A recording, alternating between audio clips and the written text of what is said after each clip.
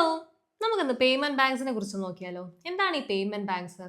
നമ്മുടെ banking services, banking facilities ഇല്ലാത്ത ഏരിയാസിലേക്ക് വേണ്ടിയിട്ട് ഫോം ചെയ്തതാണ് ഈ പേയ്മെന്റ് ബാങ്ക്. നമ്മുടെ RBI ആണ് ഈ പേയ്മെന്റ് ബാങ്ക് കോൺസ്റ്റിറ്റ്യൂട്ട് ചെയ്തത്. ഏത് കമ്മിറ്റീന്റെ റെക്കമെൻഡേഷൻ പ്രകാരമാണ്? ഡോക്ടർ നച്ചിക്കേറ്റ് മോർ കമ്മിറ്റീന്റെ റെക്കമെൻഡേഷൻ പ്രകാരമാണ് നമ്മുടെ പേയ്മെന്റ് ബാങ്ക്സ് ഇൻട്രൊഡ്യൂസ് ചെയ്തിരിക്കുന്നത്.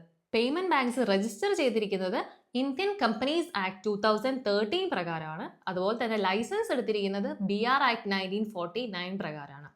ലോ ഇൻകം ഗ്രൂപ്പ്സിനെയും അതുപോലെ തന്നെ സ്മോൾ ബിസിനസ്സിനെയും ഒക്കെ കാറ്റർ ചെയ്യാൻ വേണ്ടിയിട്ടാണ് ഈ പേയ്മെന്റ് ബാങ്ക്സ് മെയിൻലി ഫോക്കസ് ചെയ്യുന്നത്. ഈ പേയ്മെന്റ് ബാങ്ക്സിന്റെ ഫീച്ചേഴ്സ് നോക്കുകയാണെങ്കിൽ ഫസ്റ്റത്തെയാണ് നമുക്ക് ഡെപ്പോസിറ്റ് ലിമിറ്റ് വരുന്നുണ്ട്. ഒരു ഇത്ര എമൗണ്ടേ നമുക്ക് ഈ പേയ്മെന്റ് ബാങ്ക്സിൽ എന്താണ് ഡെപ്പോസിറ്റ് ചെയ്യാൻ വേണ്ടിയിട്ട് പറ്റുള്ളൂ. അത് എത്ര രൂപയാണ്? 2 ലക്ഷം രൂപയാണ് മാക്സിമം നമുക്ക് ഈ പേയ്മെന്റ് ബാങ്കിൽ ഡെപ്പോസിറ്റ് ചെയ്യാൻ വേണ്ടിയിട്ട് സാധിക്കുള്ളൂ.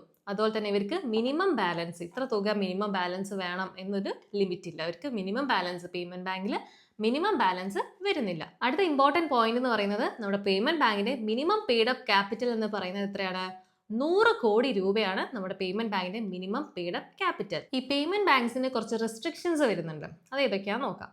ആദ്യത്താണ് ഇവർക്ക് ലോണ് അതുപോലെ തന്നെ ക്രെഡിറ്റ് കാർഡൊന്നും പ്രൊവൈഡ് ചെയ്യാൻ വേണ്ടിയിട്ട് സാധിക്കില്ല. അതുകൊണ്ട് തന്നെ ഇവർക്ക് എന്താണ് PSL, നമ്മുടെ പ്രയോറിറ്റി സെക്ടർ ലെൻഡിങ്, ആ ഗൈഡ് ലൈൻസ് ഒന്നും ഫോളോ ചെയ്യേണ്ട ആവശ്യമില്ല. ആ ഒരു ടാർഗറ്റ് ഇവർക്ക് എന്താണ് അച്ചീവ് ചെയ്യേണ്ട ആവശ്യം വരുന്നില്ല. കാരണം എന്താണ് ലോണ് പ്രൊവൈഡ് ചെയ്യുന്നില്ല. അടുത്തൊരു പോയിന്റ് എന്ന് പറയുന്നത് അവരുടെ റെസ്ട്രിക്ഷൻ എന്ന് പറയുന്നത് എന്താണ്? അവരെന്താണ് ടൈം ഡെപ്പോസിറ്റ് ഒന്നും അവർക്ക് അക്സെപ്റ്റ് ചെയ്യാൻ വേണ്ടിയിട്ട് സാധിക്കില്ല. അതായത് ഫിക്സഡ് ഡെപ്പോസിറ്റുകൾ അതുപോലത്തെ ടൈം ഡെപ്പോസിറ്റ് എന്താണ് അക്സെപ്റ്റ് ചെയ്യാൻ വേണ്ടിയിട്ട് സാധിക്കില്ല. ആൻഡ് മറ്റൊരു റെസ്ട്രിക്ഷൻ ആണ് ഇവർക്ക് ഫോറിൻ എക്സ്ചേഞ്ച് ഡീൽസിലൊന്നും ഏർപ്പെടാൻ വേണ്ടിയിട്ട് സാധിക്കില്ല. ഇതൊക്കെയാണ് നമ്മുടെ പേയ്മെന്റ് ബാങ്ക്സിന് വരുന്ന റെസ്ട്രിക്ഷൻ എന്ന് പറയുന്നത്. ഈ പേയ്മെന്റ് ബാങ്ക്സ് അവരുടെ ഫണ്ട് എവിടെയാണ് ഇൻവെസ്റ്റ് ചെയ്യുന്നത്? അവരുടെ ഫണ്ടിന്റെ 75% അവർ സേഫ് ആയിട്ടുള്ള ഇൻസ്ട്രുമെന്റ്സിലാണ് ഇൻവെസ്റ്റ് ചെയ്യുന്നത്. ലൈക്ക് ഗവൺമെന്റ് സെക്യൂരിറ്റീസ് അതുപോലെ തന്നെ ട്രഷറി ബിൽസിലൊക്കെയാണ് അവർ അവരുടെ ഫണ്ടിന്റെ 75% ഇൻവെസ്റ്റ് ചെയ്യുന്നത്. ആൻഡ് ബാക്കി 25% അവർ മറ്റ് ബാങ്കുകളിലും ഇൻവെസ്റ്റ് ചെയ്യും. ആൻഡ് ഫസ്റ്റ് പേയ്മെന്റ് ബാങ്ക് എന്ന് പറയുന്നത് എയർടെൽ പേയ്മെന്റ് ബാങ്ക് ആണ്. 2016 അവരുടെ ഓപ്പറേഷൻ അവർ സ്റ്റാർട്ട് ചെയ്തത്.